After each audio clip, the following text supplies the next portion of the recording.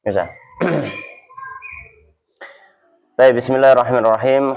Alhamdulillah wassalatu wassalamu ala Rasulillah wa ala alihi wa ashabihi wa man wala wa la haula wa la quwata illa billah. Amma ba'd. Allahumma subhanaka la ilma lana illa ma 'allamtana innaka antal alimul hakim wa tub 'alaina innaka antat tawwabur rahim. Allahumma faqihna fid din wa 'allimna ta'wil warzuqnal ikhlas fil ilmi wal 'amal. Rabbi shrah li sadri wa yassir li amri wa hlul 'uqdatan min lisani yafqahu qawli. Allahumma amin. Baik, kita melanjutkan ngaji kitab Bulughul Maram min Adillatil Ahkam yang ditulis oleh Al-Hafidz Ahmad ibn Ali bin Hajar Al-Asqalani Asy-Syafi'i yang wafat tahun 852 Hijriah rahimahullah wa rahmatan wasi'ah. Dan sekarang kita sampai ke dalam pembahasan babul faraid. Ini pembahasan fikih waris. Jadi untuk bab faraid ini kita baca hadisnya secara cepat saja dengan faedah ringkas. Karena kalau kita mau rinci ini butuh waktu yang khusus, ya, butuh waktu yang apa? Yang khusus. Kita nggak bisa merinci melalui pembahasan hadis. Pembahasan faraid nggak bisa dirinci melalui pembahasan hadis. Soalnya nanti perlu perincian, perlu papan, perlu latihan, dan seterusnya. Dan insya Allah nanti kalau ada kesempatan mungkin kita akan bahas pembahasan faraid ini di kitab tersendiri. Dan itu pun faraid ini pun bukan ilmu yang setiap dari kita harus ngerti. Karena dia itu ilmu yang dibutuhkan bagi orang yang memang punya fokus untuk mempelajari ilmu agama. Jadi kayak model-modelannya Ubed, model-modelannya Satria, ini kudu ngerti ilmu faraid. Kenapa? Karena nanti mau nggak mau nanti kudu ditakoki wong. Jadi ilmu faraid itu perlu dipelajari bagi orang yang nanti dia akan ditanyai orang untuk masalah ilmu agama. Ya. Makanya ilmu faraid ini masuk dalam kategori ilmu yang sifatnya fardu kifayah. Bukan fardu ain. Bukan fardu apa? Fardu ain. Ya. Tefala kulihal di babul faraid ini beliau akan sebutkan beberapa ada berapa hadis ini? Ada pirang hadis ini sampai. Iya, ada 13 hadis. 13 hadis kita baca secara cepat. Baik. Langsung kita baca di hadis yang nomor 1. Saya baca sendiri ya. Saya baca sendiri supaya nanti bisa selesai dalam satu majelis. Itu semua hadis ini.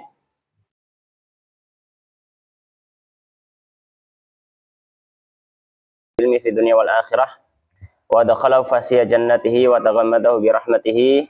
Allahumma amin. Babul faraid, bab faraid. Faraid berasal dari kata faridah. Faridah maknanya maknanya adalah sesuatu yang ditentukan, sesuatu yang diwajibkan. Ya. Ini diambil untuk penamaan pembahasan mawaris, karena di dalam Al-Qur'an Allah Subhanahu wa taala telah menyampaikan di dalam ayat mawaris di dalam surat An-Nisa. Allah menyampaikan nasiban mafruḍo, bagian yang diwajibkan. Kenapa? Karena pembagian harta waris sesuai dengan kaidah waris itu hukumnya wajib. Maka nggak boleh orang bagi waris semaunya sendiri. Ya, nah, ini kadang terjadi di masyarakat. Ya, dia anak misalkan 5, lanangnya 3, wedoke 2. Ya, niatnya baik, wis cekak tukaran. Misalkan punya harta 5 juta, wis anakku tak kei 1 juta ding. Lanang oleh 1 juta, wedok oleh 1 juta. 1 juta, 1 juta, 1 juta, 1 juta, 1 juta, 1 juta. 5 orang, 3 orang laki-laki, 2 orang perempuan, semuanya dapat apa? 1 juta. Niatnya bagus, supaya tidak bertengkar, gitu kan? Ya. Tapi sebenarnya ini salah. Niat yang bagus tapi tidak disertai ilmu, itu jadi apa? Amal yang salah. Terus benarnya bagaimana? Benarnya tanyakan kepada orang yang ngerti faraid. Ya. Ustaz mboten enten Ustaz, nggak ada Ustaz di tempat saya. Saya juga nggak kenal dengan Ustaz. Gampang, pergi ke KUA. KUA terdekat. Nggak mungkin akan jawab mboten enten KUA, nggak mungkin. Datang ke KUA terdekat, di sana insya Allah nanti akan dibagikan. Dan itu memang salah satu tugas daripada KUA. Kalau misalkan nggak bisa KUA, datang ke kantor MUI, Majelis Ulama Indonesia, datang ke sana bilang, saya mau bagi waris untuk keluarga saya. Insya Allah dilayani. Atau paling nggak ke KUA lah, KUA punya negara dan di sana insya Allah pasti ada orang yang akan bagikan waris. Ya, jadi jangan dibagi prosoku, nggak boleh. Warisan itu nggak pakai prosoku, ya. Tapi warisan itu pakai aturan-aturan yang ini sudah disampaikan oleh para ulama, dilandaskan dengan Al-Quran, dilandaskan dengan hadis, dilandaskan dengan ijtihadnya para sahabat. Ya. Nah, bab faraid ini biasanya di dalam Al-Quran atau di dalam Al-Quran disebutkan nasiban mafruḍo. Mafruḍo maknanya ya yang diwajibkan. Ya. Dan dalam ayat yang lain disebutkan faridatan minallah, sebagai sebuah kefarduan dari Allah. Ya. Kemudian diambil kata faridoh ini dibuat jamak jadi faraid. Untuk apa? Untuk membahas ilmu yang berhubungan dengan pembahasan waris. Makin dimaksud dengan babul faraid di sini adalah ilmu mawaris. Maka di sini beliau menyebutkan dalam Bulughul Maram ada 13 hadis. Kita baca secara ringkas, kita baca secara cepat. Karena kalau mau rinci nanti ya ada buku sendiri. Ya, buku sendiri sama seperti pembahasan fikih haid. Kita baca secara cepat, secara ringkas. Kalau mau rinci ada buku sendiri. Ya, baik. Hadis yang pertama, qala al-musannif rahimahullah taala an Ibnu Abbas, dari sahabat Ibnu Abbas radhiyallahu taala anhuma. Qala, beliau mengatakan, qala Rasulullah, bersabda Rasulullah sallallahu alaihi wasallam, al-hiku, berikanlah, al-hiku di sini maknanya berikanlah. Al-hiku, berikanlah al-faraidah, faraid yaitu bagian waris. Al-faraid di sini apa bagian waris? Di ahliha, bagi para pemiliknya. Siapa yang dimaksud bagi para pemiliknya? Maksudnya di sini adalah orang-orang yang mendapat jatah secara khusus.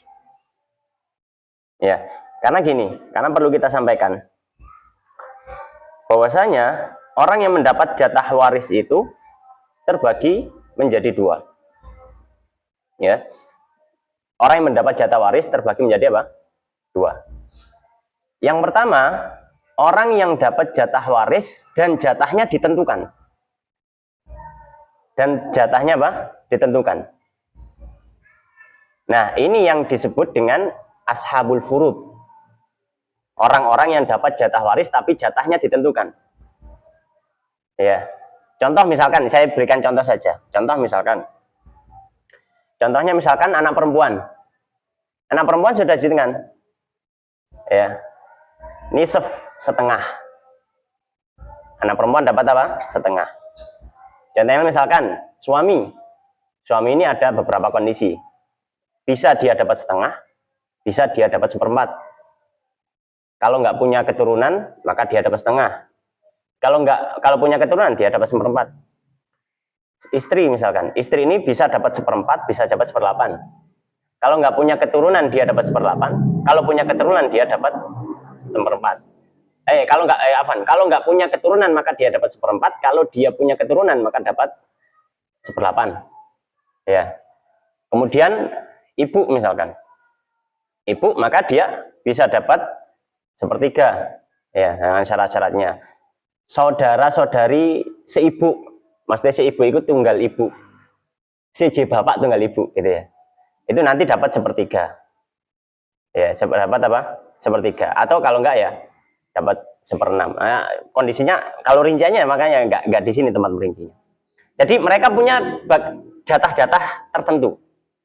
Ya, jatah-jatah tertentu. Nah, jatah tertentu ini yang disebutkan di dalam Al-Qur'an, ada setengah, ada yang dapat setengah, ada yang dapat seperempat, ada yang dapat seperdelapan. Ya. Ada yang dapat 2/3. Ada yang dapat 2/3. Ada yang dapat sepertiga. Ada yang dapat seperenam. Yang dapat seperenam. Bahasa yang lain dibuat rumus oleh para ulama. Ya setengah dan setengah-setengahnya. Setengah dan setengahnya setengah dan setengah-setengahnya. 2/3 dan setengahnya dan setengah-setengahnya.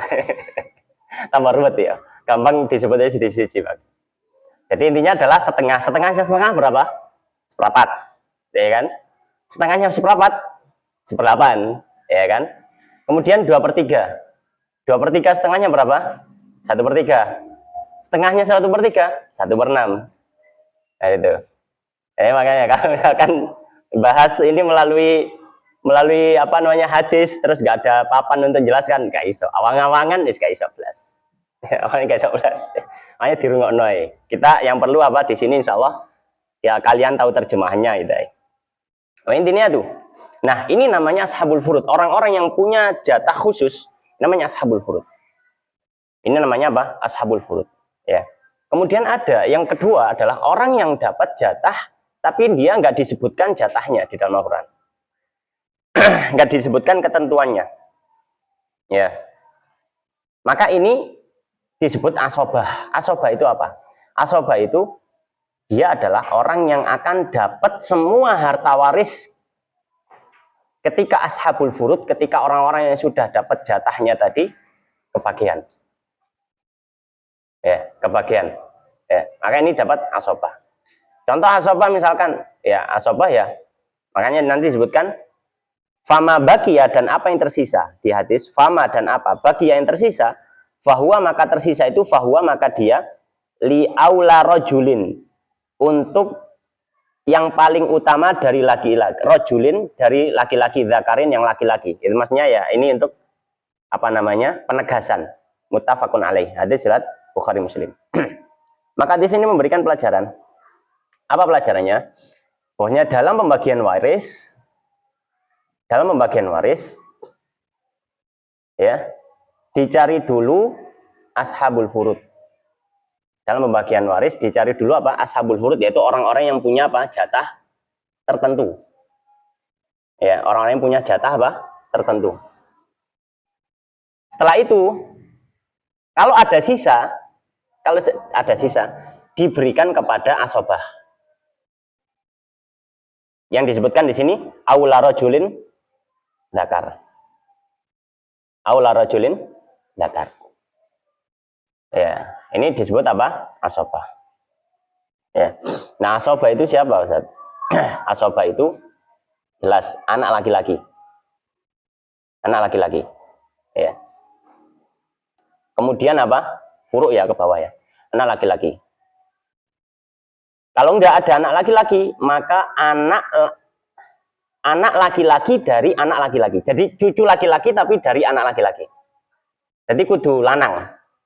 Jalur lanang. Ini belas kalau wedok ini. Asobah itu harus laki-laki. Nggak mungkin asobah wedok, nggak mungkin. Ya asobah perempuan nggak mungkin. Maka anak laki-laki. Kalau nggak ada anak laki-laki dari anak laki-laki. Kalau nggak ada ayah atas, ayah, bapak, ya. Bapak ini maksudnya apa namanya? Bapak kandung lah ya. Ahli waris itu bapak kandung ya. Bukan bapak tiri, ya, bapak kandung, bapak. Kalau nggak ada bapak, maka bapaknya bapak. Bapaknya bapak. Kalau nggak ada baru ke samping. Ke samping. Ya. Siapa ke samping? Saudara laki-laki kandung. Saudara laki-laki apa? Kandung. Nggak ada saudara laki kandung. Saudara laki-laki sebapak. Tunggal bapak, beda ibu. Ini bapak ini poligami. Namanya poligami. Kan tunggal bapak pasti kan. Tunggal bapak kan sih kan. Bapaknya poligami pasti tunggal bapak. Ini bapaknya rabi pelaman maneh. Jenenge tunggal ibu. Nah, ini bapak. Kok ini ibunya rabi maneh. Yang itu tunggal ibu. Nanti sama ibu tapi beda bapak. Kali punya nikah lagi. Tefala kulihal. Kalau nggak ada saudara, ya, kalau nggak saudara,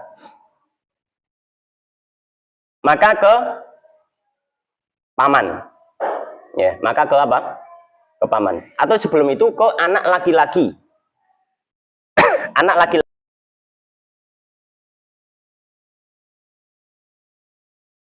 harus jalur lanang. Kalau nggak ada, maka ke paman. Paman ini, yo paman teko bapak, duduk paman teko ibu. Paman teko ibu kalau apa-apa.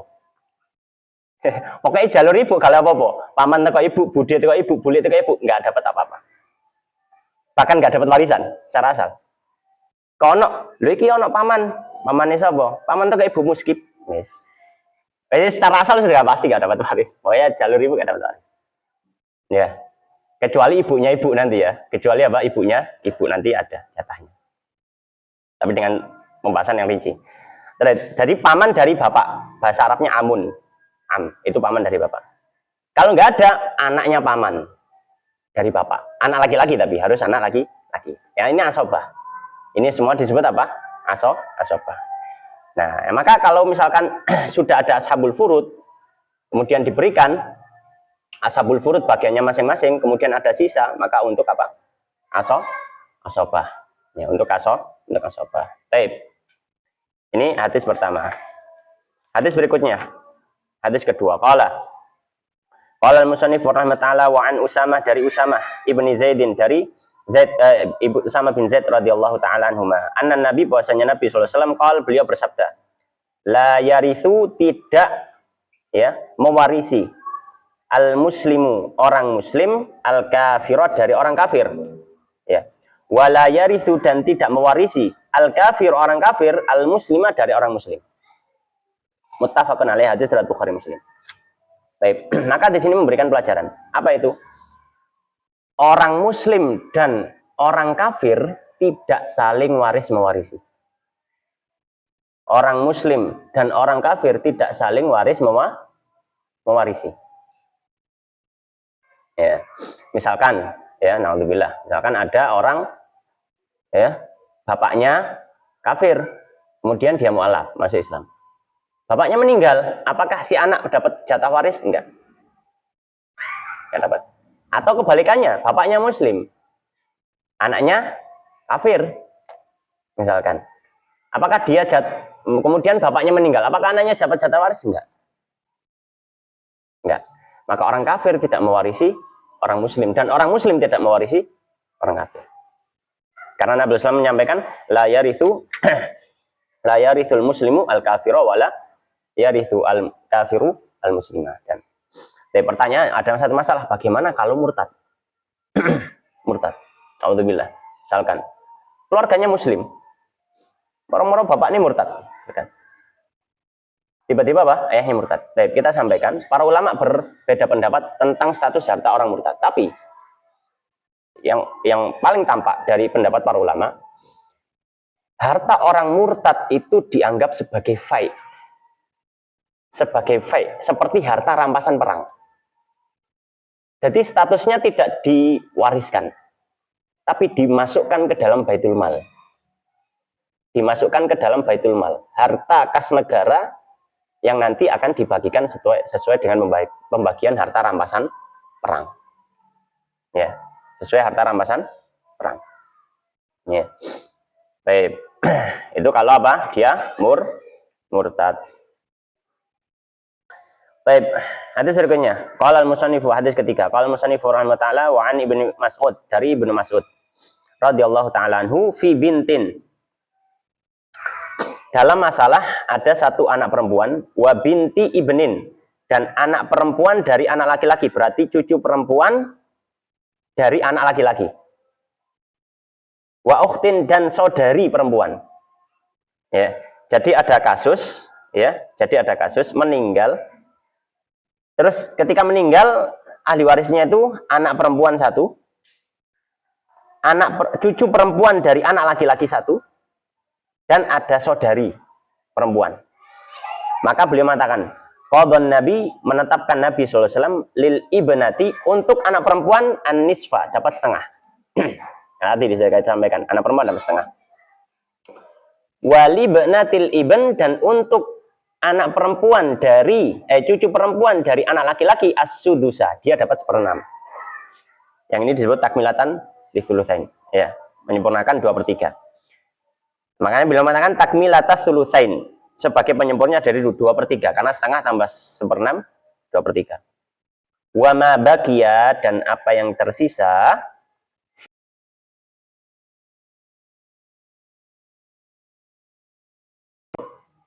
saudari perempuan tadi.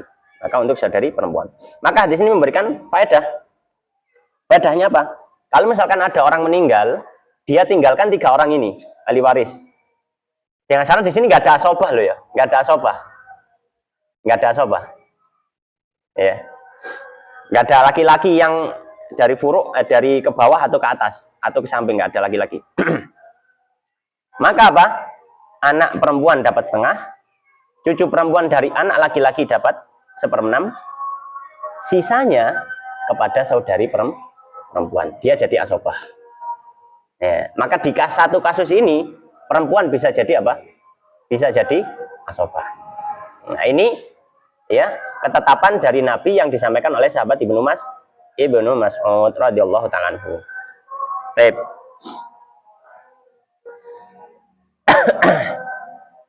Kemudian hadis berikutnya, hadis yang keempat. Qala al-musannif rahimahullah ta'ala wa an Abdullah bin Umar, dari Abdullah bin Umar radhiyallahu ta'ala anhuma, qala, beliau mengatakan, qala Rasulullah, bersabda Rasulullah SAW, la yatawarathu, tidak saling mewarisi ahlu millataini, pemeluk 2 agama yang berbeda.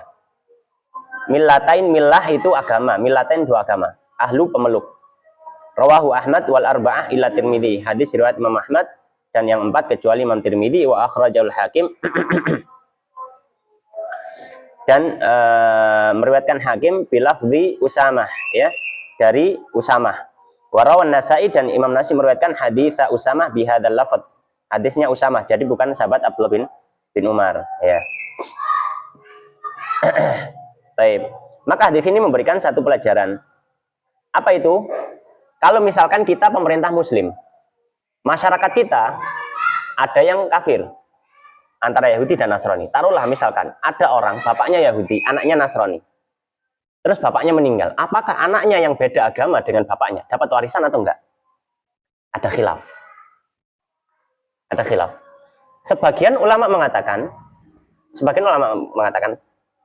bahkan kalau misalkan agamanya berbeda, meskipun dua-duanya kafir, ini juga tidak saling mewarisi. Nah, ini tidak apa? Saling mewarisi. Mereka berdalil dengan hadis ini. La yatawaratsu ahlu millatain. Tidaklah saling mewarisi pemeluk 2 agama, Yahudi sama Nasrani, yang nggak bisa saling mewarisi. Ya. Baik. Ini pendapat pertama. Pendapat kedua menyatakan, kalau itu antar orang kafir, apapun agamanya saling mewarisi. Kenapa? Karena dianggap orang kafir itu millatuhum millatan wahidah. Agama mereka itu satu agama, yaitu apa? Kekufuran. Ya, maka sejatinya mereka adalah satu agama, yaitu apa? Agama kekafiran. Maka yang dimaksud dengan ahlu millatain di hadis ini adalah orang yang agamanya muslim dan agamanya kafir. Dan ini adalah pendapatnya Imam Syafi'i dan juga jumhur daripada para ulama. Ya, jadi hadis ini ada tafsirannya. Ya, ada tafsirannya. Hadis berikutnya. Hadis nomor 5. Atau hadis 823. Qala wa an Imran ibn Husain, dari Imran bin Husain radhiyallahu taala anhu qala, beliau mengatakan ja'a rajulun, telah datang seorang laki-laki ila Nabi, kepada Nabi sallallahu alaihi wasallam, faqala, lalu orang itu mengatakan, inna ibna ibni berarti anakku, berarti apa? Cucu. Anak laki-laki dari anakku yang laki-laki mata, meninggal. Berarti ini sing ngomong adalah kakek, ya. Karena cucu laki-laki dari anakku laki-laki meninggal. Famali min mirothihi, maka apa li untukku, jatahku, min mirothi, dari warisannya. Jadi kakek ini nanyakan, adakah warisan untuk kakek? Faqala, maka Nabi SAW mengatakan, lakas sudusu, kamu dapat 1/6. Kamu dapat apa? 1/6. Falamma walla, dan ketika orang tadi walla itu pergi, mulai berpaling dan beranjak pergi. Da'ahu, Nabi manggilnya lagi. Faqala, lalu Nabi mengatakan, laka sudusun akhor, kamu dapat 1/6 lagi. Jadi di double, berarti berapa? Sepertiga. Falamma walla, ketika orang laki-laki tadi berpaling mau pergi, da'ahu, Nabi manggil lagi. Faqala, kemudian Nabi mengatakan, innas sudusa al-akhar tu'matun. Ya. bahwasanya 1/6 tadi yang tambahan itu adalah tu'matun sebagai tambahan untukmu, ya, tambahan untukmu.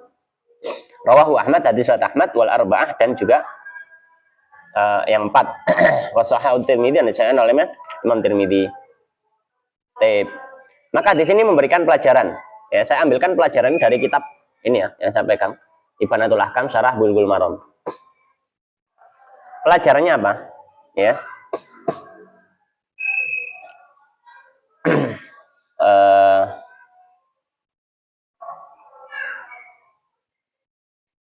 Pelajarannya adalah kalau ada orang meninggal dan ahli warisnya adalah satu kakek dan 2 putri, satu kakek dan 2 putri.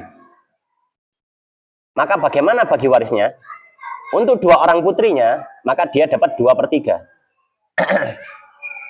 tulusan, ya. Untuk dua orang putrinya dapat apa? 2/3. Nah, kakeknya dapat berapa? Kakeknya dapat 1/6 jatahnya. 1/6 jatahnya karena dia jatah nganteni bapak. Bapak itu 1/6. Ya. Nganteni bapak. Terus ada sisa berarti 1/6. Kan 2/3 ditambah 1/6 itu masih ada sisa di situ. Ada sisa berapa? 1/6. Karena 2/3 itu supaya jangkapi jadi 1 harus tambahi 1/3. Ya.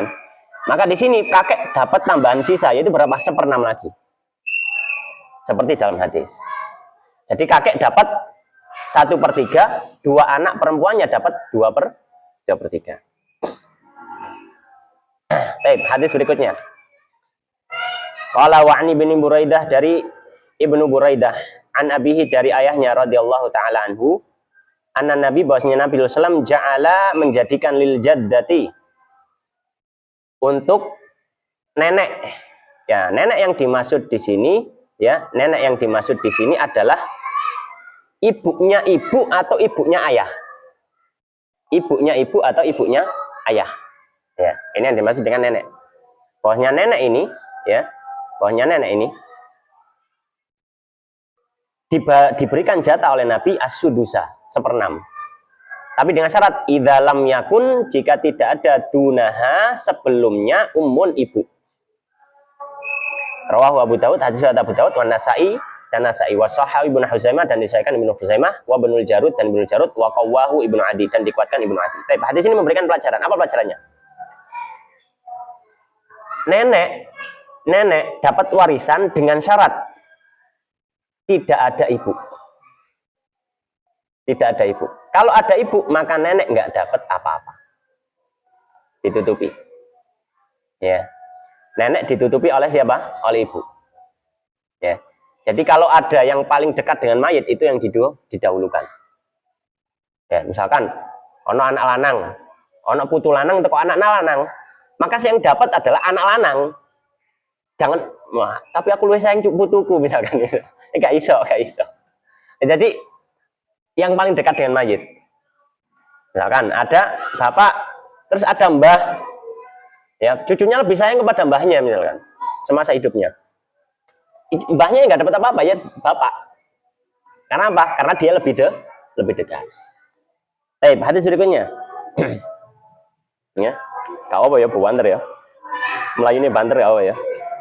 Rencana tak mau cepat, maksudnya memang nggak untuk kita bahas secara mendetail seperti hadis sebelumnya. Hadis berikutnya, qala wa 'anil Miqdam ibni Ma'di Karib radhiyallahu ta'ala anhu, qala, beliau mengatakan, qala Rasulullah, bersabda Rasulullah sallallahu alaihi wasallam, al-khal itu paman dari ibu. Itu jenenge khal bahasa Arab. Bahasa Arab itu bedakno, paman teko ibu sampai paman teko bapak. Iku bahasa Arab bedakno. Kalau dari jalur bapak itu am. Dari jalur ibu namanya khal. Ya. Annal khal, al-khal, bahwasanya paman dari ibu, warithu, dia jadi ahli waris, man, dari orang, la waritha, yang tidak punya ahli waris lahu baginya. Jadi dia baru dapat warisan, nek gak ono blas ahli waris. Dan itu ya jarang terjadi. Dan itu apa? Jarang jangan terjadi. Akhrajahu Ahmad, hadis riwayat Ahmad wal arba'ah, dan juga 4 orang. Siwa Tirmidzi, kecuali Imam Tirmidzi, maksudnya arba'ah ashabus sunan. Wa hasanahu Abu Zur'ah Ar-Razi wa sahhaul Hakim wa Ibnu Hibban. Disahihkan oleh Hakim dan Ibnu Hibban, dihasankan oleh Abu Zur'ah Ar-Razi. Maka hadis ini ya, memberikan pelajaran. Pelajarannya apa? Hadis ini menjadi dalil bagi pendapat ulama yang mengatakan bahwasanya jika tidak ada ahli waris asobah atau ashabul furud, jika tidak ada ahli waris yang asobah atau ashabul furud, maka diberikan kepada saudara-saudaranya ibu. Yang ini dibahasakan dengan dzawil arham. Dzawil arham. Ini menurut sebagian ulama. Menurut sebagian apa? Ulama. Ya. Sebagian ulama yang lain mengatakan dzawil arham ini paling akhir. Maksudnya apa paling akhir? Urutannya itu ashabul furud dulu, lalu asobah. Kalau nggak ada asobah, wali orang yang pernah memerdekakan dia kalau dia bekas budak. Kalau nggak ada baitul mal. Kalau nggak ada baitul mal, baru apa? Dzawil arham. Terakhir sendiri. Pendapatnya Imam Syafi'i paling akhir sendiri, dzawil arham. Aku lihat ini menjadi dalil bagi pendapat sebagian ulama yang mengatakan apa? Kalau nggak ada ashabul furud, nggak ada asobah, maka diberikan kepada apa? Dzawil arham, keluarga ibu yang dia bukan ahli waris. Hadis berikutnya, hadis 826. Qala wa an Abi Umamah ibn Sahal. Dari Abu Umamah bin Sahal radhiyallahu taala anhu qala mengatakan, kataba Umar, telah menuliskan Umar ila Abi Ubaidah, kepada Abu Ubaidah radhiyallahu taala anhuma, anna Rasulullah, bahwasanya Rasulullah SAW qala, beliau mengatakan, qala Allah, anna Rasulullah, bahwasanya Rasulullah mengatakan, Allahu wa rasuluhu, Allah dan Rasulnya, maula adalah maula itu adalah orang yang pernah membebaskan budak, itu maula. Man, bagi orang, la maula lahu, yang tidak memiliki apa? Orang yang membebaskan dia. Wal khal, sedangkan saudara dari ibu, maksudnya paman dari ibu, warithu adalah pewaris, man, orang yang, la waritha, tidak ada pewaris lahu baginya. Ya. Rawahu Ahmad, hadis riwayat Ahmad wal arba'ah dan ashabus sunan, siwa Abi Daud, kecuali Abu Daud. Wa hasanahu Tirmidzi, dan dihasankan oleh Tirmidzi, wa sahhabun Hibban, dan disahihkan oleh Ibnu Hibban. Maka hadis ini memberikan pelajaran, ya. Yang dimaksud dengan yang dimaksud Allah wa rasuluh ini berarti uangnya kembali kepada baitul mal. Uangnya kembali kepada apa? Baitul mal. Hadis ini menjadi dalil bahwanya apa? Orang yang tidak punya ahli waris, maka warisannya diberikan kepada baitul mal, diberikan pada negara jika ada baitul mal, baitul mal. Ya, nah terus mana yang didahulukan, saudaranya ibu atau baitul mal? Tadi ada khilaf. Sebagian ulama berpendapat didahulukan saudaranya ibu, tapi Imam Syafi'i dan ulama yang sependapat mendahulukan siapa? Baitul mal. Ya, wallahu taala alam. Hadis berikutnya. Qala wa an Jabir, dari Jabir radhiyallahu taala anhu, anin Nabi, dari Nabi sallallahu alaihi wasallam, qala, beliau bersabda, idza istahalla itu mengeluarkan suara. Idza, ketika istahalla, mengeluarkan suara, al mauludu, anak yang lahir, wurritha, maka dia diwarisi. Dalam artian diberikan hak waris, diberikan apa? Warisan. Wurritha itu diberikan warisan. Rawahu Abu Dawud, hadis riwayat Abu Dawud, wa sahhahu Ibnu Hibban, dan disahihkan oleh Ibnu Hibban. Maka ini memberikan faedah. Di antara syarat orang dapat warisan adalah dia mendapati kehidupan dunia. Ini ya, syarat dia dapat warisan apa? Dia mendapati kehidupan dunia.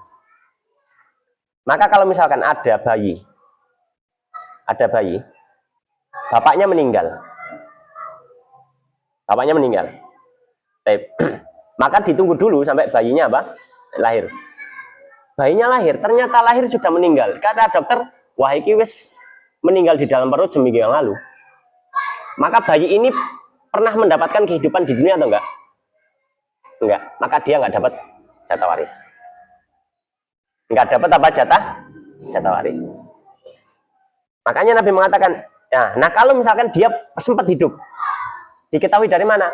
Nangis, gerak, atau apa? Berarti dia sempat hidup di dunia, ya kan? Sempat hidup. Maka dia dapat jatah waris. Entah kalau itu setelah itu, Ustaz, tapi setelah itu meninggal ya. Kalau meninggal, jatah warisnya nanti dikasihkan anak itu, nanti anak itu meninggal, dianggap terus jatah warisnya jatuh misalkan ke ibunya, dibagikan lagi gitu. Jadi dikei waris terus mewarisi gitu. Jadi seperti itu. Jadi syarat apa? Dapat waris adalah mendapati kehidupan di dunia. Kalau enggak, maka enggak dapat warisan. Ya. Yeah. Maka misalkan ada orang, bapak, anak, anaknya meninggal, meninggal. Anaknya ini punya anak laki-laki juga, anaknya meninggal. Terus sejam kemudian bapaknya meninggal. Apakah anaknya tadi mendapatkan warisan bapaknya? Enggak. Karena apa? Karena dia sudah meninggal duluan sebelum bapaknya meninggal. Maka dia nggak mendapati kehidupan di dunia ketika warisan itu akan dibagi. Ya. Jadi syaratnya tadi. Hadis berikutnya. Qala wa Amr bin Syu'aib, dari Amr bin Syu'aib an abihi an jaddihi, dari bapaknya dari kakeknya. Qala, beliau mengatakan, qala Rasulullah, bersabda Rasulullah SAW, laisa lil qatili, tidak ada bagi orang yang membunuh, minal mirasi, dari warisan, syai'un, sedikit pun. Rawahun Nasai, hadis Nasai, wa Daruqutni, dan Daruqutni, wa qawahu Ibnu Abdul Bar, dikuatkan Ibnu Abdul Bar, wa allahu Nasai, wa sawab waqfuhu ala Amr. Ala kulli hal, hadis ini memberikan pelajaran. Apa pelajarannya? Orang yang membunuh orang lain tidak dapat jatah warisan. Orang yang bunuh orang lain tidak dapat jatah warisan. Misalkan ada anak bunuh bapaknya, anaknya nggak dapat jatah waris. Jadi orang yang membunuh orang lain tidak dapat jatah warisan dari yang dibunuh. Hadis berikutnya, qala wa an Umar bin Khattab, dari Umar bin Khattab radhiyallahu ta'ala anhu, qala, beliau mengatakan, sami'tu Rasulullah, aku mendengar Rasulullah SAW, yaqul, beliau bersabda, ma ahraza, apa yang ditinggalkan, al walidu, seorang ayah, au al waladu, atau seorang anak, fahuwa, maka dia itu li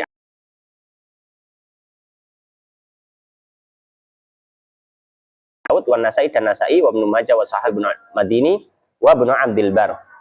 Maka di sini memberikan pelajaran. Apa pelajarannya?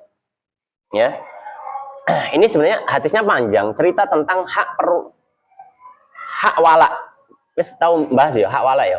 Wala, wis tahu bahas enggak dari wala? Di Bulughul Maram ini. Aku lali ya.